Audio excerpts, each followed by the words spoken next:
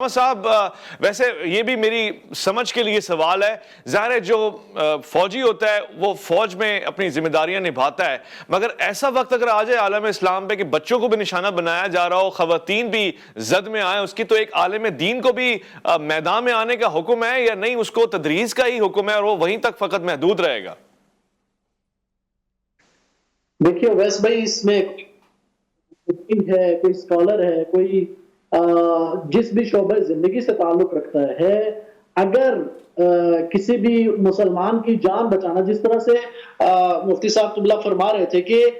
رسول اکرم اسلام نے فرمایا کہ جہاں پر بھی برائی کو دیکھو کہ سب سے پہلے اسے ہاتھ سے روکو۔ امیر المومنین علیہ السلام بھی نہج البلاغہ میں فرماتے ہیں، اس وصیت میں جو امام حسن اور امام حسین علیہ السلام کو فرمائی کہ کُونَا لِلظَّالِمِ خَصْمًا وَلِلْمَظْلُومِ عَوْنًا،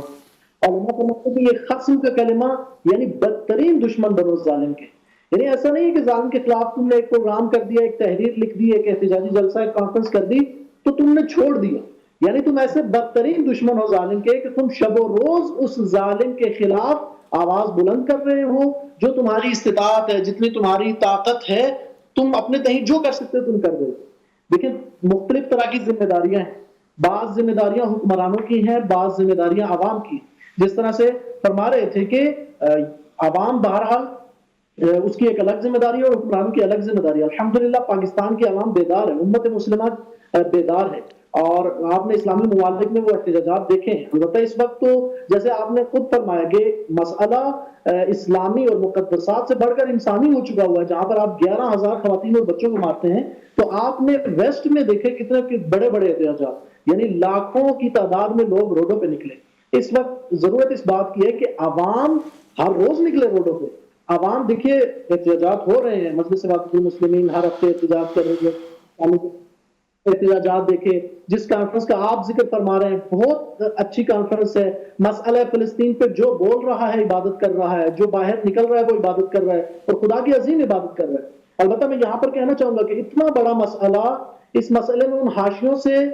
جو ہے وہ گریز کرنا چاہیے، یا ان باتوں سے گریز کرنا چاہیے کہ آپ کہیں کہ ہم نے فلاں اجتماع کیا ہے تو وہ جو ہے وہ مقدس اتحاد تھا، اس میں فلاں طبقہ نہیں تھا۔ بھئی آپ کو بلکتے ہوئے بچے اور وہ خواتین اور وہ برباد گھر آپ کو ابھی تک منع نہیں کر پائے اس چیز سے کہ آپ ابھی تک اس فرقہ بازی اور اس مسلک بازی سے نہ نکلیں اور آپ مل کر ایک آواز نہ اٹھائیں۔ لہٰذا مل کر آواز اٹھانے کی ضرورت ہے، اور تمام پورے پاکستان کے جو مسالک یا قابلین ہیں انہیں ایک دن کا اعلان کرنا چاہیے، پوری قوم کو نکلنا چاہیے، پوری دنیا کو پتہ چلنا چاہیے۔ البتہ جو حکومت کی ذمہ داریاں ہیں، آپ دیکھیے کہ ایک 22-23 کروڑ عوام کا ملک پاکستان ایک اتنا بڑا ملک ہے، ایک واحد ایٹمی طاقت ہے مسلمانوں کی، لہٰذا پاکستان کے حکمرانوں کو اور اداروں کو پتہ ہونا چاہیے کہ ہم نے کیا کرنا ہے اور کس طرح سے ہم پریشر ڈال سکتے ہیں کم از کم جنگ بندی کے لیے۔ کیا ہم ایک بیان بھی دے سکتے ہیں کہ سلامتی کونسل میں امریکہ کیوں ویٹو کر رہا ہے بار بار جنگ بندی کو، کیوں بار بار فرانس اور امریکہ اور برطانیہ کے نمائندے اسرائیل میں آ رہے ہیں، اسرائیل میں لینڈ کرنے کی شاباش دے رہے ہیں؟ اتنا تو کم از کم ایک مسلمان حکمران کی غیرت اتنی ہونی چاہیے کہ وہ اس طرح سے آواز کو بلند کرے۔ لہٰذا کم از کم جو چیز ہے ایک عام عوام کے لیے، وہ صدائے احتجاج کو بلند کرنا عظیم عبادت ہے، دعا کرنا، دعا انتہائی اہم ہے۔ وہ بات اپنی جگہ بالکل درست ہے جو قبلہ فرما رہے تھے کہ صرف دعا سے کچھ نہیں ہوگا، جہاد واجب ہے، واجب کفایہ ہے، ضروری ہے، لیکن جو وہاں نہیں پہنچ سکتے، امام سجاد علیہ السلام، امام زین العابدین علیہ السلام کی صحیفہ سجادیہ میں وہ دعا موجود ہے، دعا اہل الثغور، کہ وہ جو